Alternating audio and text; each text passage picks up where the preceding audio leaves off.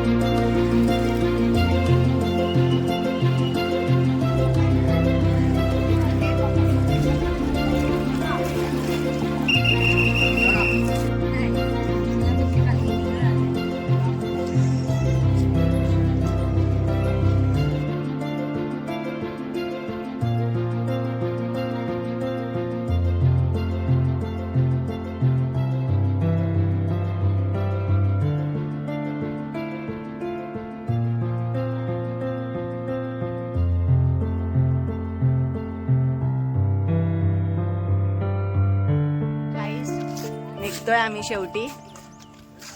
Resort संपलेला आहे, सगळे गेलेत, फक्त आम्हीच उरलेत. तयारीमध्ये थोडा टाइम लागला. लाईक शेअर सबस्क्राईब करा चॅनलला आवडला असेल तर. थँक्यू.